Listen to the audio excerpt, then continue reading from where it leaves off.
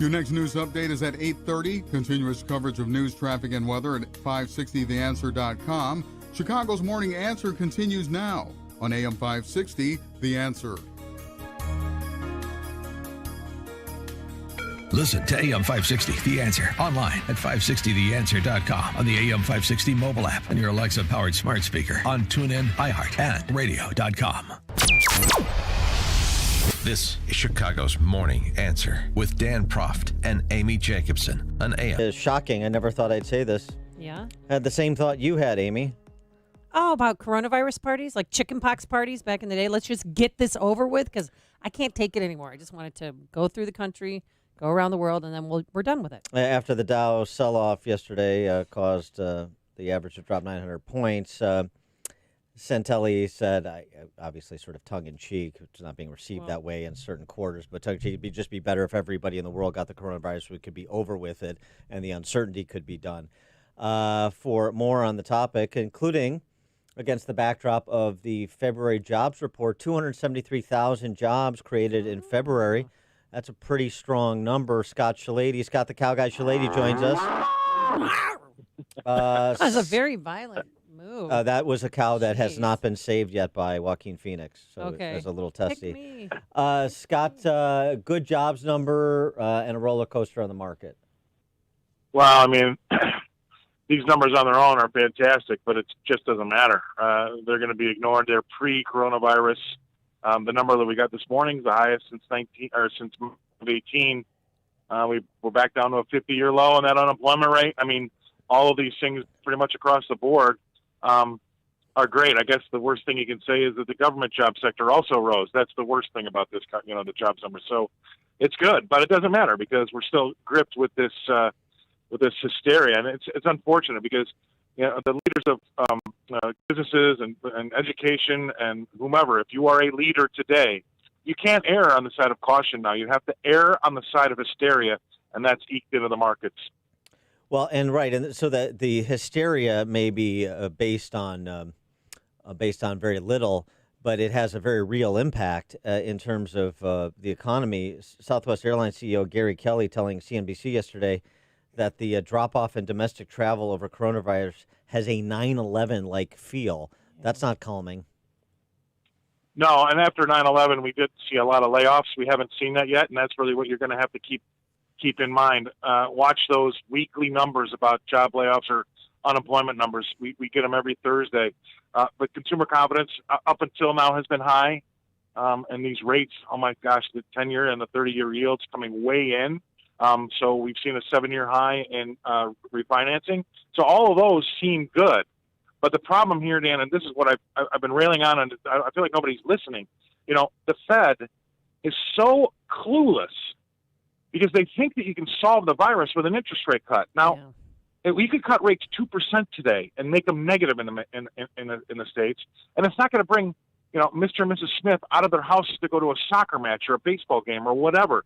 They're still scared. So no matter what you do, economically speaking or monetarily speaking to the economy, it's not going to solve people's fear of the virus, and the Fed just doesn't get it. So we're wasting our bullets now when they're not going to have any impact. Well, and it would be nice, too, if, the mainstream media or even local media would tell the truth. For instance, the houseware show that was canceled in McCormick Place, it wasn't canceled because of fear of spreading the virus among people.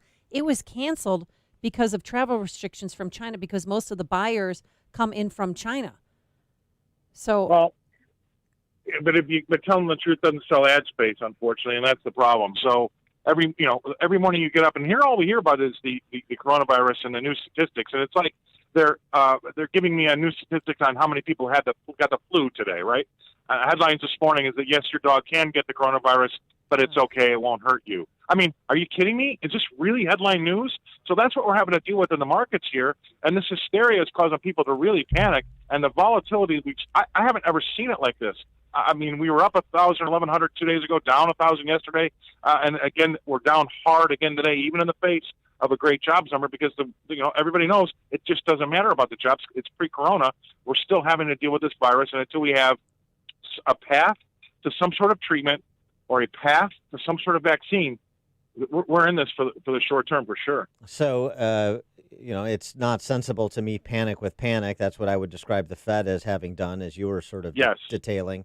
And so what about for the average investor like Amy, as opposed to... I've lost tens of thousands of dollars because somebody decided to buy a bat from a filthy market in Wuhan, China. That's one theory. Well, that's what I'm sticking with. And so what about for the average investor? Should they hold serve? I would say so, even though it's hard, and it's harder. The older you get, this gets really, really dicey. But if you still have some investment years left or investing years left, remember, you can have time. Hey, Scott, we're losing you. Hey, can you hear me? Yeah. If depending on how many years you have left to invest, you could have bought the high in the Dow over the last 20 years every year and be a very, very wealthy person. So you kind of have to, if you've got years left, you kind of have to write it out. The people that are going to get caught as collateral damage are those about to retire, and that's bad. And that's what this is really sad about, because those people had seen some quality gains. Now, yes, they're still probably up over the last 5 years. However, this is going to really take the top off of what would have been really good. What's good to? Oh, I'm sorry. What's good to invest in right now? 3M.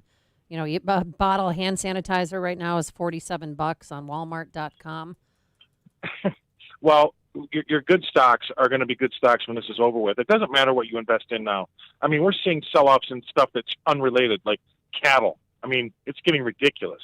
So if you want to step out and try to buy now, that's like getting in front of a freight train. You're not going to be a winner. Wait until things bottom out and then start your investment process. Right? It's not going to be good to be a pioneer or a hero right now, because you're going to be face down in a puddle of water with a coonskin cap on with arrows in your back. It's not going to be good. That's vivid. Thank you for that. Wait a second, though. But here's the thing. That starts from the premise that you know what the bottom is, and you'll recognize it when you see it. Yeah, well, I've been doing this 32 years. I won't recognize it right away, but when I can start to feel things turn, and I think a lot of it will have to do with not the Fed, not interest rates, not the 10-year yield, all of that garbage, put it aside. It's going to be when you start to see the number of cases start to trend lower, new cases trending lower, people that have it getting healthier faster. Those types of things are going to be your economic indicators, which kind of stinks, but that's what we're going to have to be looking at. So don't make the mistake of thinking you can profiteer off of airline stocks because they're getting hammered right now. Just wait till you see the indicators on the public health side, not on the market indicator side. Right. Public health is going to be your tell, number one, and number two, don't be a hero. Only one guy buys the low. You're probably not going to be that guy. It's okay if you're a little late. We've come off so far so fast. So that plus looking at the weekly jobs numbers in terms of March being a pivotal month, because now we should start to see some economic impact on employment numbers in March and April, if we're going to see it at all. Yeah, that's why I say you should continue to look at that the jobless numbers every Thursday. The people that are filing first-time claims, that's going to be the real tell. We haven't seen a lot of that yet. We did see that after 9/11. We haven't seen a lot of that yet, but that's going to be another thing that I would look at, as well as the number of cases and who's getting better and how fast. Those are going to be real big short-term indicators. And how much stock should we put in the Goldman Sachs estimate that revises down GDP growth this year by a full percentage point because of Corona? It's definitely going to go down. I don't think it's going to go down by a full percentage, and that has all to do with the fact that they're going to try to tell you they know how long it's going to linger. It could be another 9 months. Who knows how long this takes. So it'll have an impact. The argument is when we finally get through this, as far as the number of new cases and the number of people getting better. So Goldman Sachs is right with revising it down, but that's almost cutting it in half. I don't know about that. He is Scott the Cow Guy Shellady, Fox Business contributor and friend of the show. Scott, thanks so much for joining us. Appreciate it. All right. See you. Thanks. Have a good weekend.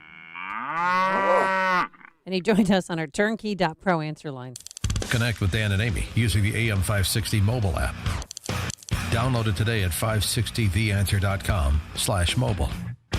The following is a paid political announcement. Jim Oberweis is the conservative leader we know and trust, and he gets results. Jim Oberweis has raised millions of dollars to help conservatives across Illinois fight Mike Madigan and the Chicago Democrats. As a state senator, Jim Oberweis has never voted for a tax increase and never will. Jim Oberweis is the only candidate to stand up and fight against Dick Durbin in the D.C. swamp, beating Dick Durbin in each county in the 14th district. Jim Oberweis fought to stop J.B. Pritzker's liberal agenda and strongly opposes Pritzker's graduated income tax.